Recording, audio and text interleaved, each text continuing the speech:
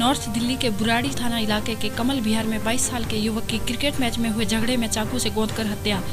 युवक अपने साथियों के साथ पास ही खाली पड़े मैदान में क्रिकेट खेल रहा था। अचानक किसी बात पर उसका झगड़ा हो गया और साथ खेल रहे दूसरे लड़कों ने उसे ताबड़तोड़ चाकू मारकर घायल कर दिया और घटनास्थल से फरार हो गए।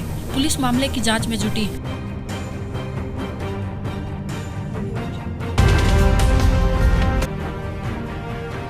बाहरी दिल्ली के अमन विहार इलाके में रोहिणी एसडीएम, दिल्ली पुलिस, श्रम विभाग, झारखंड की खुफिया विभाग और दिल्ली पुलिस की टीम ने 3 जगह छापा मारकर 20 बच्चों को मुक्त कराया।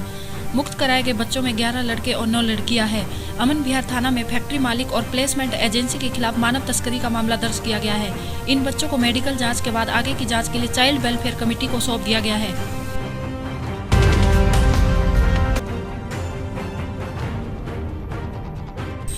एआईपी के सरप्रस्त ने प्रेस कॉन्फ्रेंस में कहा कि 26 जनवरी के दिन सरकार की तरफ से दावत होने के बावजूद भी पुलिस ने मुझे घर पर ही नजरबंद रखा और मैं गवर्नमेंट से कहता हूं, अगर यही करना है तो सीधा बोल दे, आपको अगली बार इलेक्शन में बैठने नहीं देंगे।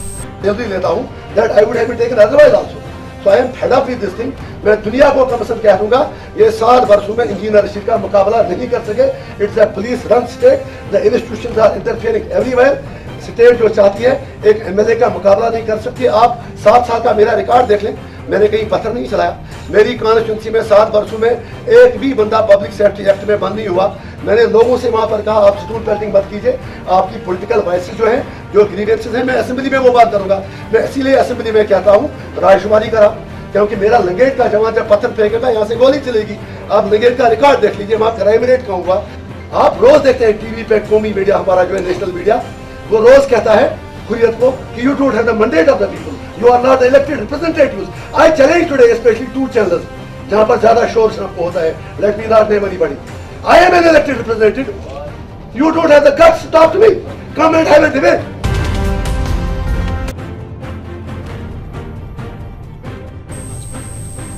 सहारनपुर में देवबंद उपचुनाव के लिए आज नामांकन का आखिरी दिन था, जिसमें 5 निर्दलीय भाजपा व कांग्रेस के उम्मीदवारों ने अपने अपने पर्चे भरे, जिसके लिए आज नामांकन की अंतिम तिथि थी। प्रायोरिटी जो है वो विकास का मुद्दा है, भ्रष्टाचार को दूर कराना है अपनी विधानसभा क्षेत्र से और हिंदू मुस्लिम भाईचारे को बढ़ावा देना है। जो 2-3 साल से माहौल पूरे प्रदेश का खराब हुआ, अपनी विधानसभा क्षेत्र में मेरी प्रायोरिटी रहेगी कि वो माहौल खत्म हो वहाँ से और प्यार मोहब्बत का, अमन सुकून का माहौल बने। मेरा मुकाबला भारतीय जनता पार्टी से, भारतीय जनता पार्टी और कांग्रेस का मुकाबला भी रहेगा। विकास का मुद्दा रहेगा और जो क्षेत्र के अंदर गुंडागर्दी है और गौकसी है, ऐसे तमाम किसानों के मामले हैं, उन सब को लेकर के हम आगे चलेंगे।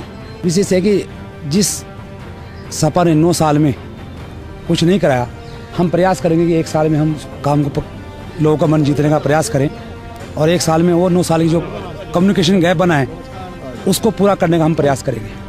ये अधिकार दिया हुआ है उन्होंने कि अपनी मर्जी है, उन्होंने कहा है वो जैसे वो चाहें वो कर सकते हैं, जैसे में चाहें। तो क्या लगता है कि वो जीत पाएंगे? आप हम जीतेंगे। हम जीतेंगे। तो किस तरह कार्य करेंगे आप? विकास के लिए।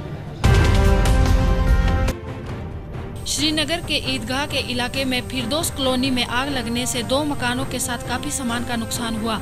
वारदात के समय तहसीलदार और पुलिस ऑफिसर ने पूरा जायजा लिया।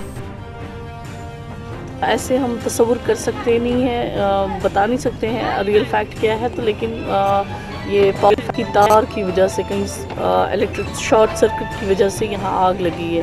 तो दूसरी चीज़ ये है कि फ़िलहाल तो रेड क्रॉस से हम 2-2 हज़ार रुपया फी कुंबे को और किचन सेट और टेंट भी हम इनको इशू कर रहे हैं 3 फैमिलीज़ को, क्योंकि यहाँ पे ये फुली डैमेज मकान है।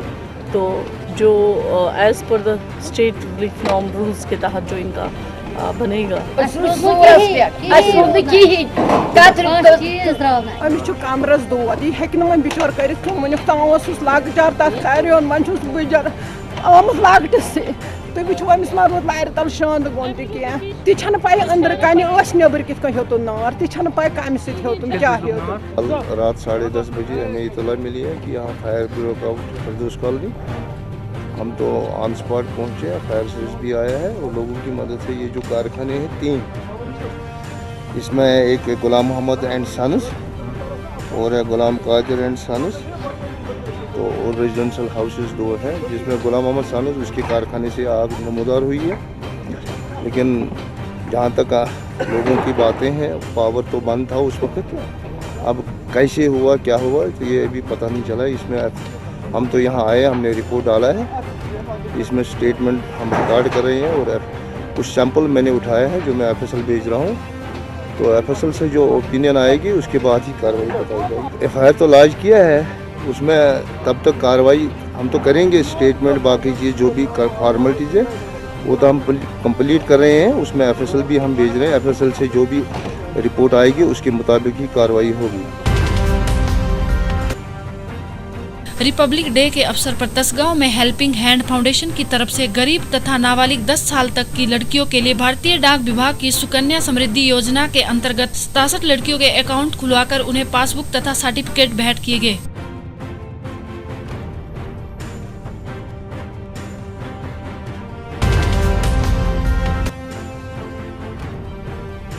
पूरे भारत में युवा तथा देशवासियों में देश प्रेम की भावना बड़े जोश के साथ नजर आई। वर्धा जिले के आरबी शहर में सारे नागरिक तथा नौजवान युवा वर्ग बीती रात 25 जनवरी से 26 जनवरी तक भारत माता का जश्न मनाने की जिम्मेदारी ली थी। शहर में जगह जगह देश प्रेम का माहौल गरमा रहा था।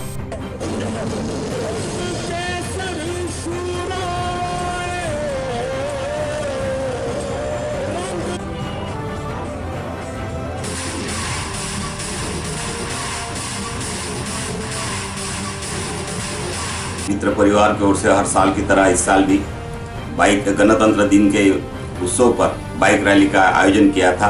ये बाइक रैली में कम से कम 3000 नवयुवक गांव के कई नागरिक शामिल थे।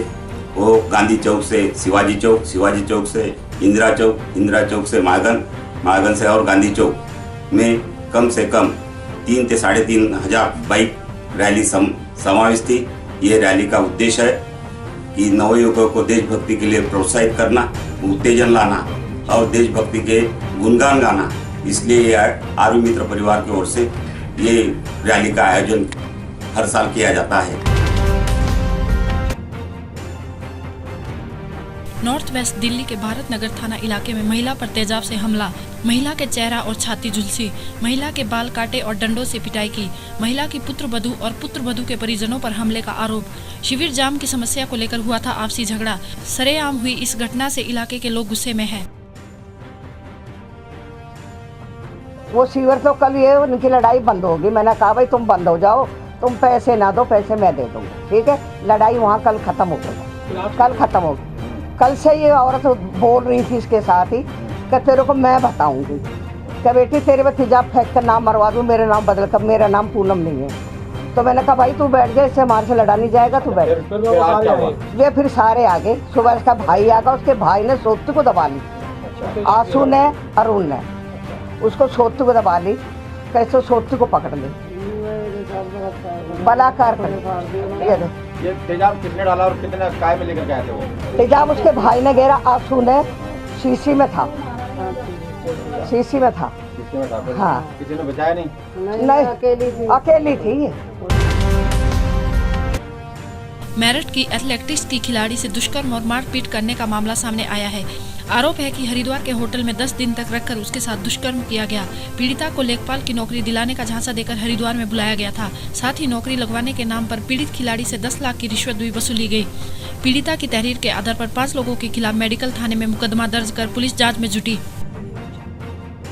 पूरे मैटर के बारे में तो मैं एप्लीकेशन थाने वगैरह में दे चुकी हूँ, उन लोगों का खुलासा कर चुकी हूँ, लेकिन उसके बावजूद वो लोग प्रशासन से, राजनीतिक लोगों से मेरे ऊपर प्रेशर बनवा रहे हैं। जो 3-4 लोग बाहर हैं वो लोग कॉल कराने के प्लीज़ हमारा नाम हटवा दीजिए, बहुत ज़्यादा प्रेशर दे रहे हैं और मारने का वो अभी भी धमकियाँ रात से मुझे दे रहे हैं जब से मैंने एप्लीकेशन दी है।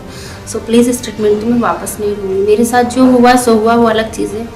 और मैं ये इसलिए मैंने इन लोगों को एक्सपोज भी किया ताकि 10 लड़कियों के साथ वो कभी ऐसा ना करें। मेरे साथ बहुत बुरा हुआ है, सो मैं एक्सप्लेन भी नहीं कर सकता। ऐसा दे करके मुझे 10 लाख रुपीज़ उसे दिए, 5 वन टाइम में दिए और थोड़ा थोड़ा करके 10 लाख रुपीज़ मेरा उसके पास है। जब मैंने उससे मांगा धमकी, वार्निंग, मारने का सारा प्लानिंग उन लोगों ने किया हुआ है। मुझे इन्फॉर्मेशन मिलती रही तभी मैंने कोई एक्शन लिया। कितने लोग शामिल थे इसमें? उनके फ्रेंड लोग शामिल थे, जो धर्मेंद्र गुज्जर है और परवेश उसका जो बेस्ट फ्रेंड है, और उसके जो जीजू है दीपक भाटी, और पुट्ठा से है जो पास में वो सुभारती यूनिवर्सिटी के आसपास उसका गांव है, और सभी लोग शामिल हैं, वार्निंग दे रहे हैं मुझे, उसके पेरेंट्स वगैरह, मारने का धमकी, अश्लील बदतमीजी, मारपीट मेरे साथ की काफ़ी टाइम पहले, 1 महीना पहले भी उन्होंने। ये एक लड़की जो एथलीट है, ये पुलिस ऑफिस में उपस्थित हुई और उसने आरोप लगाया कि नौकरी के बहाने मेरठ के कुछ लोग उसको हरिद्वार ले गए थे और वहाँ पर उसके साथ में शारीरिक शोषण का आरोप लगाया गया है। साथ साथ उससे 10 लाख रुपए भी लेने का आरोप है। मामले को कल मेडिकल में दर्ज कर लिया गया है, उसकी जांच चल रही है। इसमें एक व्यक्ति को चालान भी किया गया है। मेरठ के कस्बा फलावदा में बीती 22 जनवरी को अपने बहन की धारदार हथियार से गोदकर हत्या करने के मामले में आज पुलिस ने फरार चल रहे हत्या आरोपी भाई को गिरफ्तार कर लिया और साथ ही आला कत्ल भी बरामद किया है। पुलिस ने बताया कि आरोपी भाई ने अपने जुर्म को कबूल किया है और पूछताछ में उसने बताया कि अपनी बहन के चाल चलन से वो नाराज था। लड़की की हत्या कर दी गई थी और उसमें जो मेन एक्यूज था उसका सगा भाई, वो आज अरेस्ट किया गया, जो आपके सामने पेश किया गया और उसने अपना जुर्म इकबाल किया है।